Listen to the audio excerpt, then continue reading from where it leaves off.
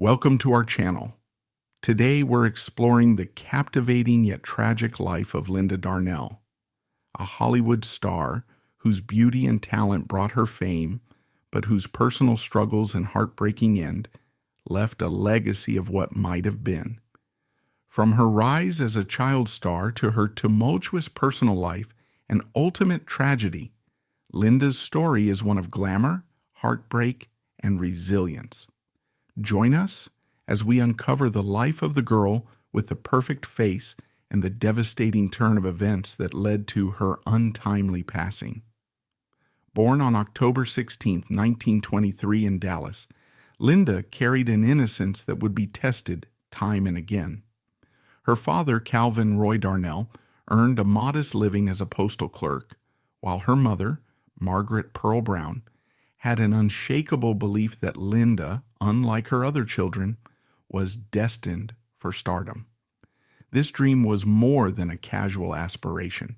It drove Pearl to push her daughter toward talent contests, modeling gigs, and virtually any avenue that might show off Linda's gentle beauty. To some, it might seem manipulative, but in Pearl's mind, she was paving the way for her shy daughter to reach the glory that Pearl had once desired for herself. From the age of 11, Linda posed as a model, helping the family earn extra money in those precarious years. Pearl's determination to see Linda in the limelight sometimes meant that Linda's siblings were overshadowed.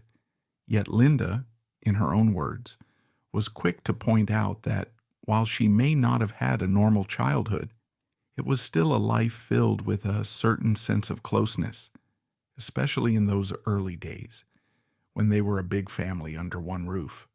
She might have been shy and quiet in her teenage years, but Linda had that intangible spark that the camera adores. When representatives from film studios arrived in Dallas, Pearl nudged Linda to audition, and that small step became the jumping-off point for a future that soared far beyond Texas. In the late 1930s, 20th Century Fox took a chance on young Linda.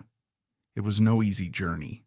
Although she initially thought she might become a theater actress, it was the gateway to Hollywood talent search that placed her name on the radar of RKO Pictures, and then later on the desk of Fox executives. She was only 15 when Fox finally signed her, but the studio tried to pass her off as older, going so far as to list her as 19, then settling on claiming she was at least 17. Imagine a wide-eyed girl stepping onto bustling sets and trying to look older, cooler, more sophisticated than she truly was. As columns in the press began heralding her as a new star even before her first major release, Linda discovered that Hollywood moved at a breakneck speed. She learned that, in the midst of bright lights and swirling rumors, she had to grow up fast, ready or not. Her first film, Hotel for Women, hit screens in 1939. The fanfare was wild. The rumor mill buzzed that Loretta Young had been considered for that part, but demanded a salary the studio wouldn't budge on. So Linda got the role. Just like that, she was catapulted onto the big screen, the press praising her radiant looks and letting the public believe she was several years older than she truly was. Then came Daytime Wife, 1939, a light romantic comedy featuring the studio's heartthrob, Tyrone Power. Linda was thrilled. She'd admired Power from afar, and to star opposite him was almost surreal. Critics singled her out for having a warmth and sincerity that jumped off the screen. Despite her youth, she seemed perfectly at ease in front of the cameras. Linda found herself working with famous co-stars, dashing from publicity shoots to costume fittings, while major magazines called her the most physically perfect girl in Hollywood. One might assume that being hailed as a perfect beauty would be the pinnacle of validation. But Linda was learning an important lesson. In Hollywood, praise for your looks only goes so far. She wanted respect as a performer. She wanted people to say, wow, that girl can act, not just she's so pretty. But the spotlight never rests, and it was on to the next project, Stardust, 1940, a drama comedy that further boosted her popularity. The press glowed. Fox executives rubbed their hands in glee. Linda's paycheck grew. It looked like the world was hers. In May 1940, she co-starred again with Tyrone Power in Brigham Young, a high-budget production shot in scenic locations. Daryl F. Zanuck, the big boss at 20th Century Fox, noticed that her on-screen chemistry with Power popped so well that he reportedly added almost 24 extra romantic scenes to keep audiences enthralled. Linda was swiftly becoming a bankable name, someone who could match the energy and star appeal of Tyrone Power, who was then as big a star as they came. When The Mark of Zorro, 1940, followed, the critics were rapturous. Linda's star soared. She and Power were a golden on-screen duo. Imagine the excitement of fans seeing those two shining faces on a glossy movie poster.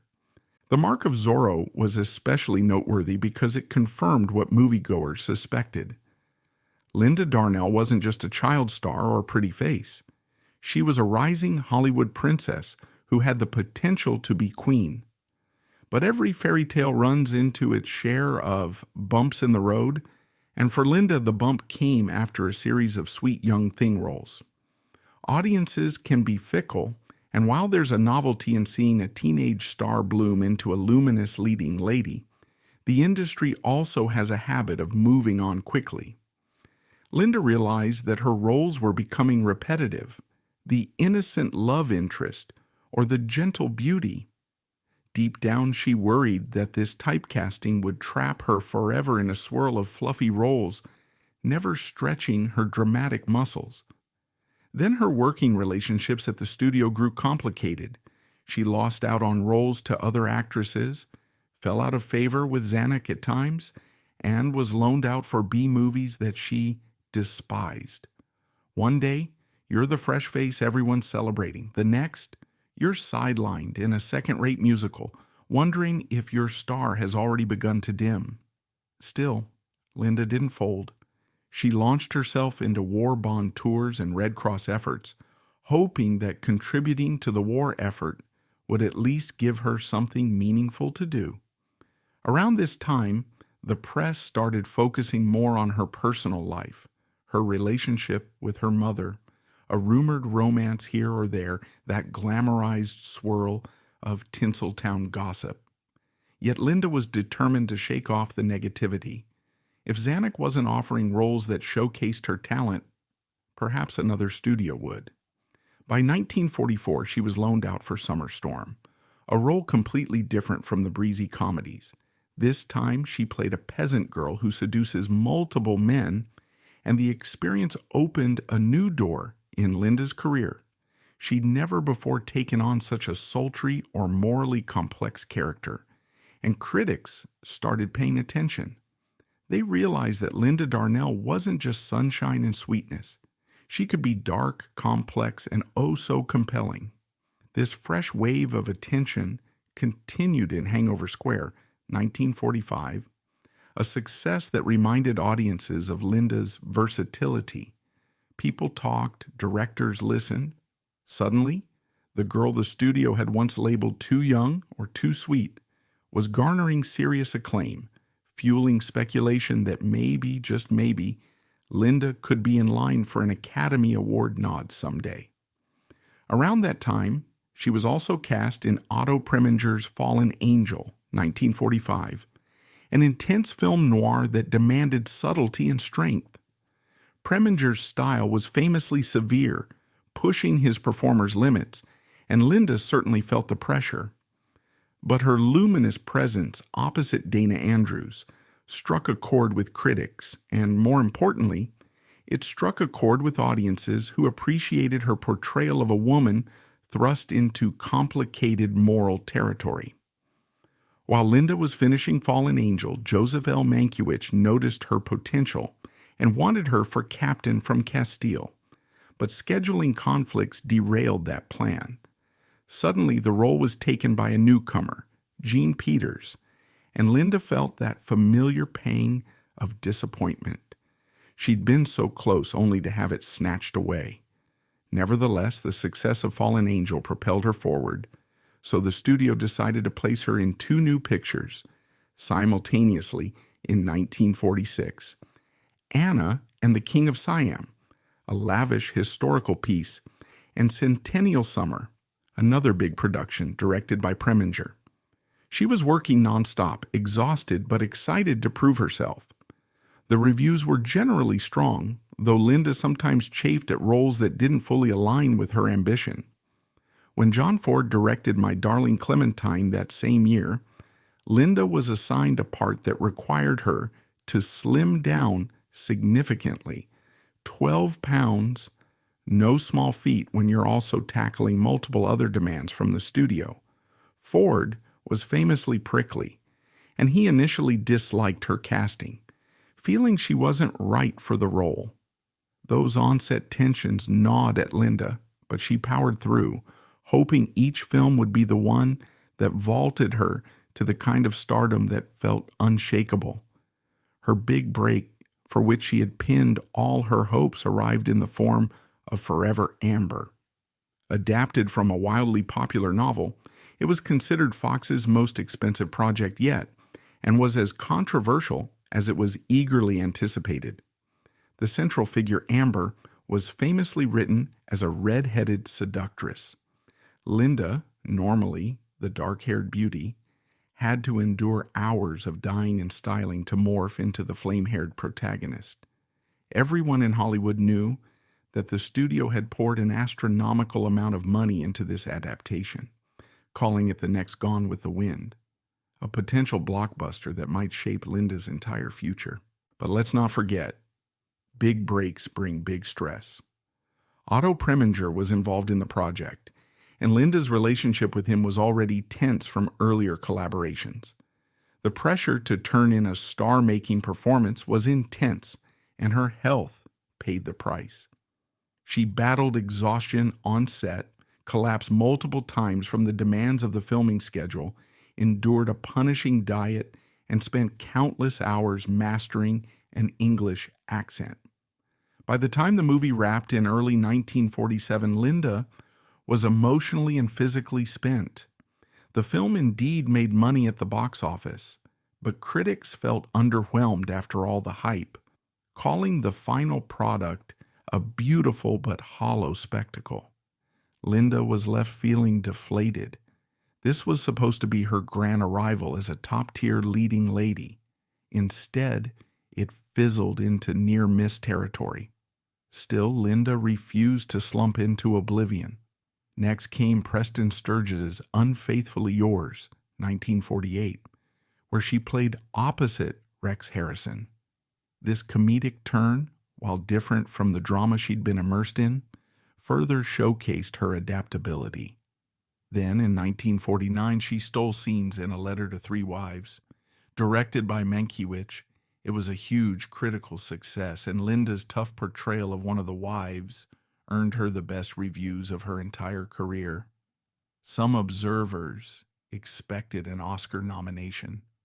It didn't come, and that stung more than she might have admitted publicly.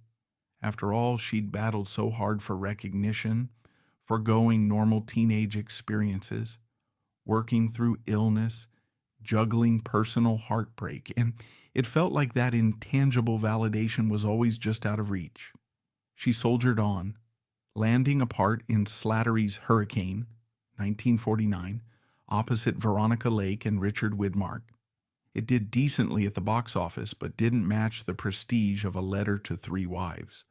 Gradually, the stresses of Hollywood living took their toll. Linda began struggling with alcohol, and her weight fluctuated. Directors sometimes grew exasperated with her reluctance to do more westerns. She had a horse allergy, among other complaints, and the roles started slipping away. There was a glimmer of brilliance in 1950's No Way Out, directed by Mankiewicz, which Linda herself later called the only good picture I ever made. She may have been overly self-critical, but this film noir gem, featuring Sidney Poitier, still stands out for its bold theme and Linda's intensely layered performance. As the 1950s progressed, Linda's once meteoric career lost altitude. Two Flags West, 1950, failed to enthrall her, and she disliked the entire experience, co-stars and script alike. She took an unglamorous turn in The 13th Letter, 1951, another Preminger film, but behind the scenes she was pushing back against the studio, refusing roles she deemed beneath her. Her marriage to cinematographer Peveril Marley had been rocky, in part due to the introduction of alcohol into her life, and her other relationships often caught the attention of tabloids. Her well-known affair with Joseph L. Mankiewicz was a tension point. He was never willing to leave his wife, no matter how often rumors swirled that Linda was his true love. Linda's heartbreak fueled emotional turmoil that only increased her sense of instability. In 1951, she reached a deal to become a freelance actress, a double-edged sword. On one hand, she was free from the constraints of a 20th Century Fox contract. On the other, it meant losing the security and marketing support that a major studio provides. She was used to the star machine, a well-oiled publicity department, lavish sets, costumers, and all the glitzy apparatus of stardom.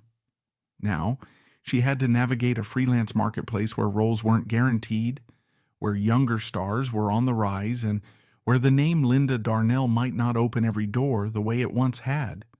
She tried to carve out a new path with roles in The Lady Pays Off, 1951, and Saturday Island, 1952, traveling to location shoots in Jamaica or Europe, sometimes under the strain of illness or budget constraints.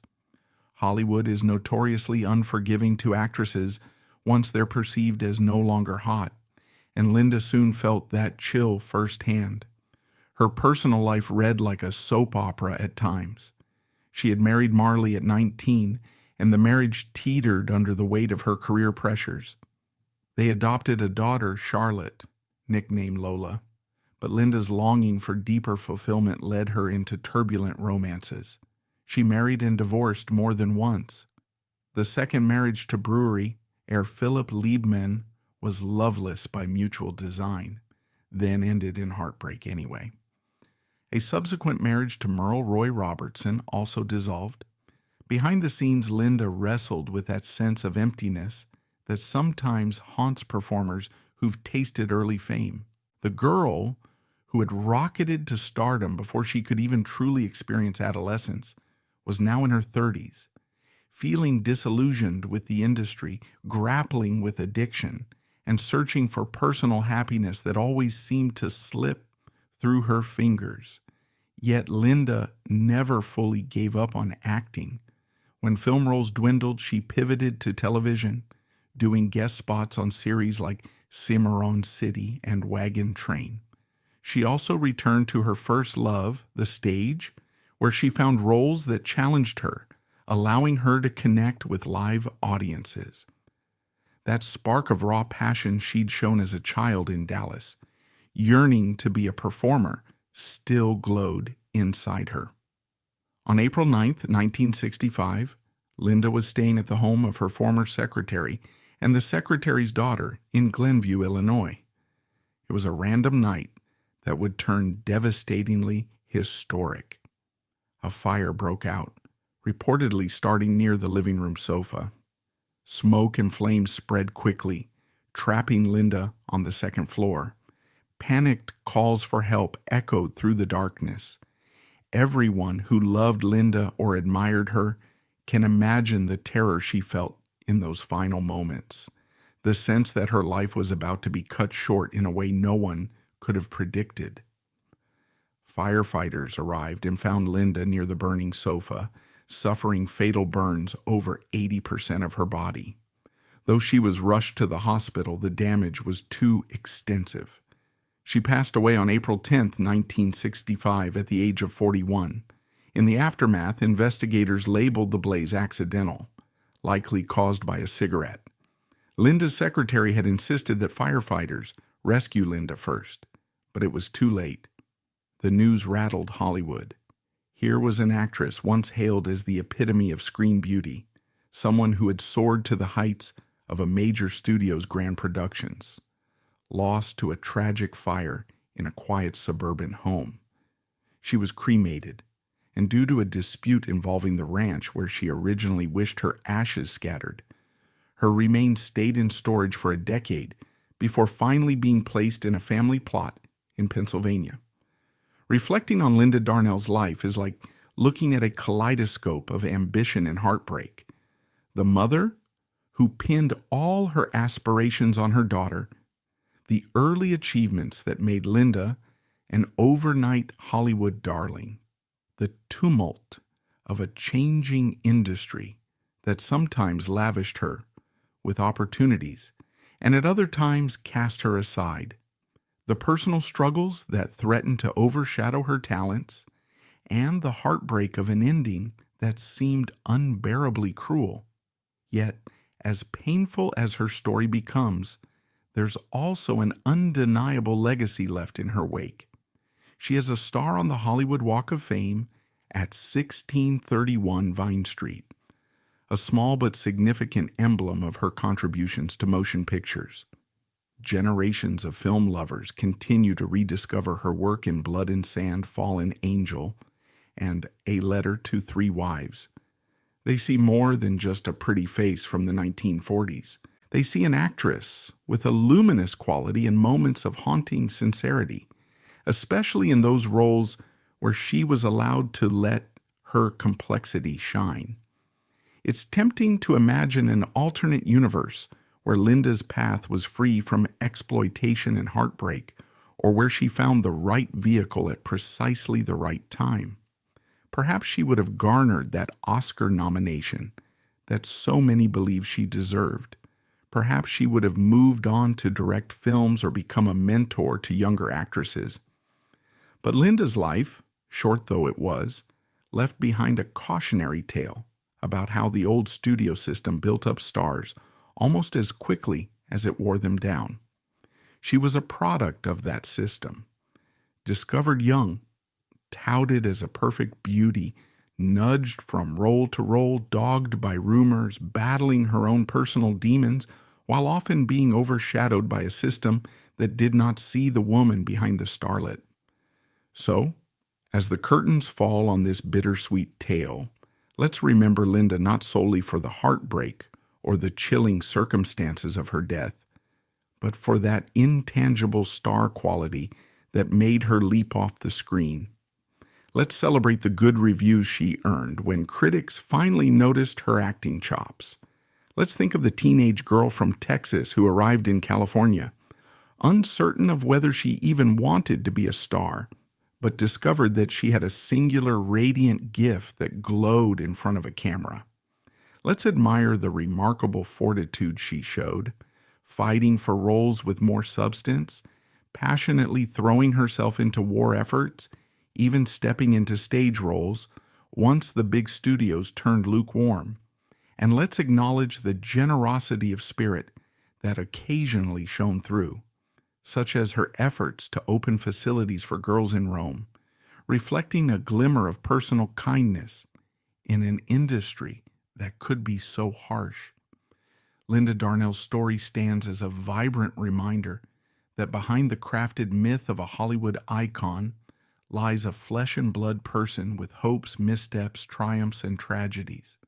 She was more than just the face in those vintage stills or the name in the credits of a 1940s swashbuckler.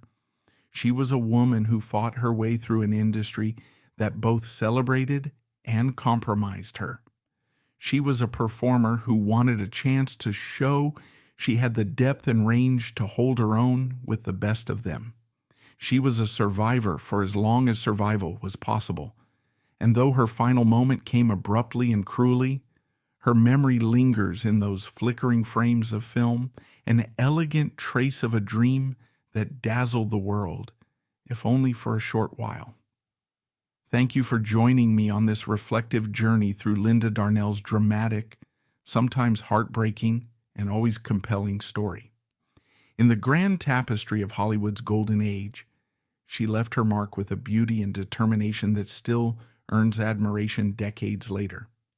May her legacy remind us of the human cost behind the glitz and glamour, and may it inspire us to treasure those screen legends who risked everything to share their light with us.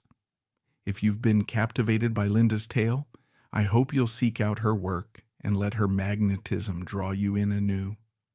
There are countless more stars and stories awaiting discovery, so stay tuned and keep exploring the magic of classic cinema. Until next time, may the memory of Linda Darnell's bright light guide you to appreciate every heartfelt performance from Hollywood's past, and remind you that even in a place as bright as Tinseltown, the shadows can be just as fascinating.